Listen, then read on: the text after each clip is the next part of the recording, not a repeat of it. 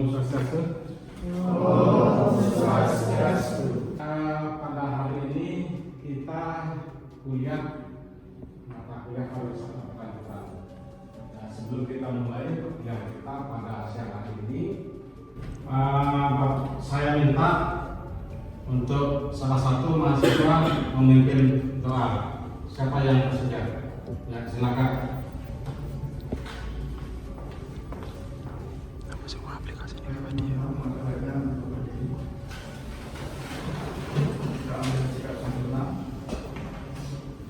Om Swastiastu. Semoga pikiran kembali.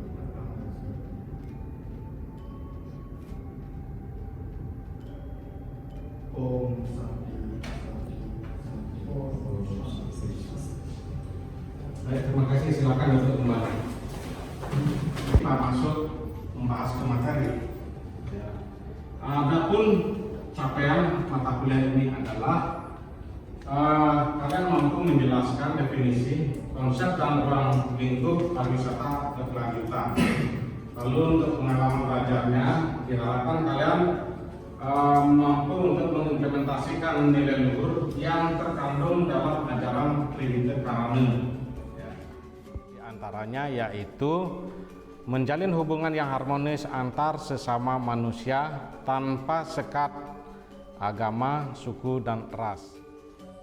Pembangunan pariwisata berkelanjutan. Yang kedua, pariwisata berkelanjutan. Yang ketiga, aspek pariwisata berkelanjutan. Dan yang keempat, prinsip pariwisata berkelanjutan.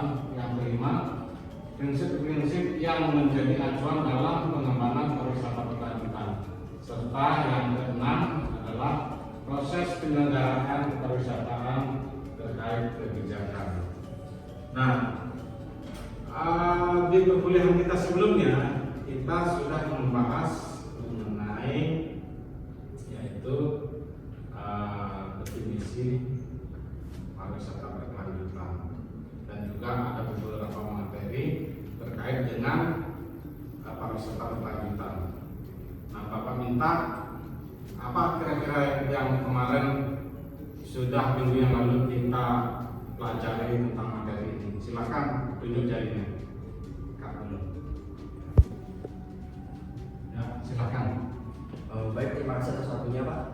Jadi materi minggu lalu yaitu yang pertama ruang lingkup pariwisata, dan yang kedua prospek dan perkembangan pariwisataan alam dan agrowisata. Begitu saja. Baik, terima kasih. Silakan. Baik, dari lingkungan itu ada tiga. Yang pertama itu adalah memanfaatkan secara optimal sumber daya lingkungan yang merupakan elemen kunci dari pengembangan pariwisata. Yang kedua adalah mempertahankan proses ekologi, dan yang terakhir adalah turut andil dalam melestarikan warisan alam dan juga keanekaragaman hayati di suatu wisata. Memang betul ya bahwa lingkungan itu memanfaatkan secara optimal sumber daya lingkungan yang merupakan elemen kunci pengembangan pariwisata. Lalu yang kedua itu mempertahankan proses ekologi, sedangkan yang ketiga itu adalah turut andil dalam melestarikan warisan alam dan keanekaragaman hayati di suatu destinasi wisata. Nah, selanjutnya kita akan membahas mengenai sosial budaya. Kira-kira ada yang ingin memberikan pendapatnya apa itu sosial budaya? Silakan. Ya, silakan. Baik, terima kasih atas waktunya, Pak. Jadi 3 aspek sosial budaya, yaitu yang pertama menghormati keaslian sosial budaya masyarakat setempat, dan yang kedua melestarikan nilai-nilai warisan budaya adat yang mereka bangun, dan yang ketiga berkontribusi untuk meningkatkan rasa toleransi serta pemahaman antar budaya. Terima kasih. Terima kasih. Terima kasih Dimas atas pendapatnya. Memang betul ya, aspek pariwisata berkelanjutan itu tadi lingkungan sudah diberikan pendapatnya dari Tani, lalu sosial budaya, dan juga yang terakhir yaitu aspek daripada pariwisata berkelanjutan adalah dari sektor ekonomi.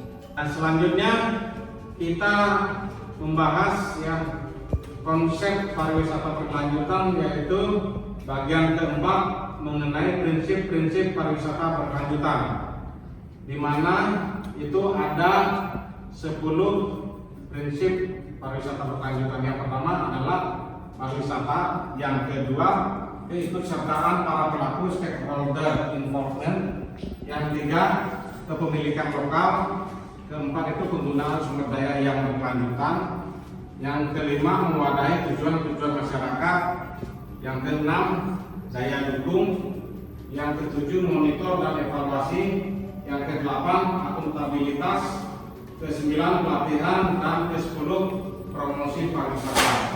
Nah, dari ke-10 prinsip pariwisata berkelanjutan ini, kira-kira ada yang ingin ditanyakan sebelum atau ada yang ingin memberikan pendapatnya sebelum kita membahas satu persatu daripada prinsip-prinsip pariwisata berkelanjutan ini.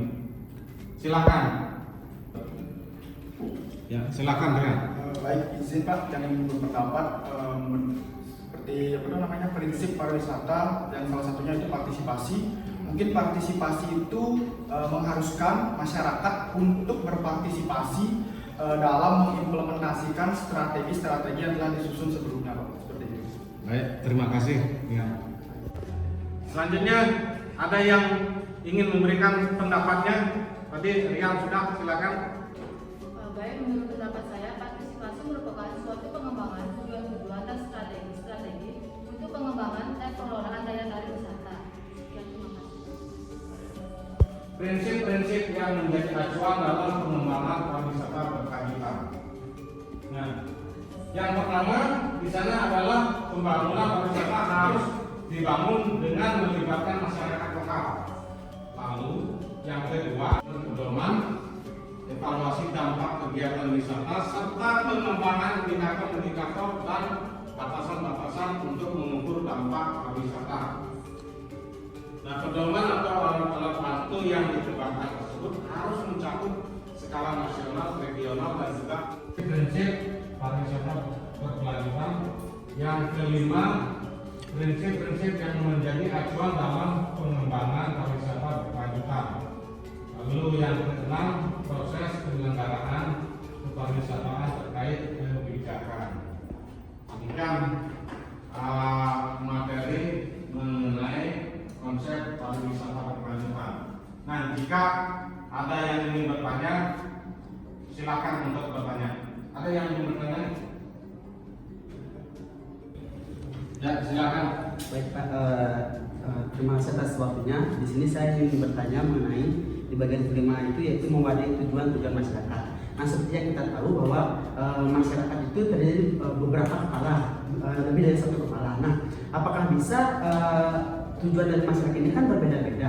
Apakah bisa itu disatukan dan dijadikan satu gitu dalam pariwisata berkelanjutan ini? Salah satu prinsipnya.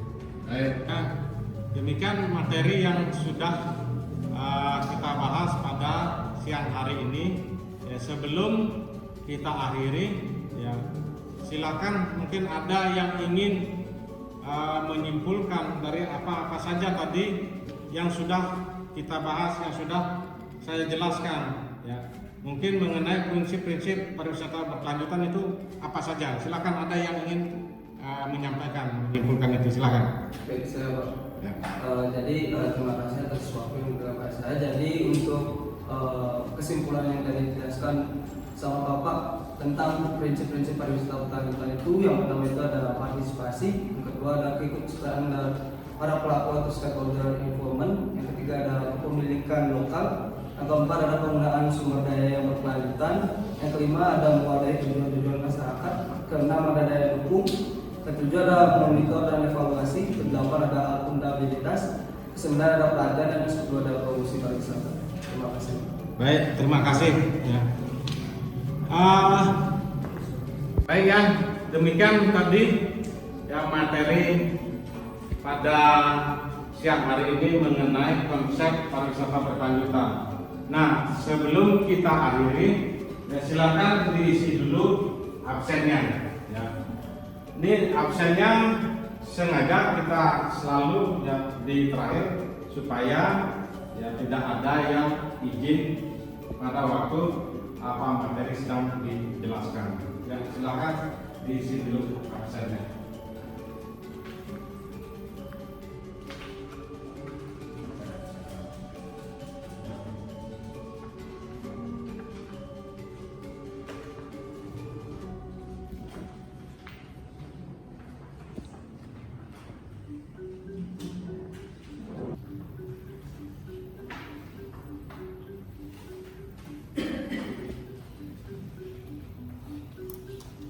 Baik, sudah semua yang absen ya. Ya, karena sudah juga semuanya absen, ya, maka untuk materi mengenai konsep pariwisata berkelanjutan kita cukupkan. Ya. Mari kita akhiri dengan mengaturkan Pramono Santi. Silakan berdiri.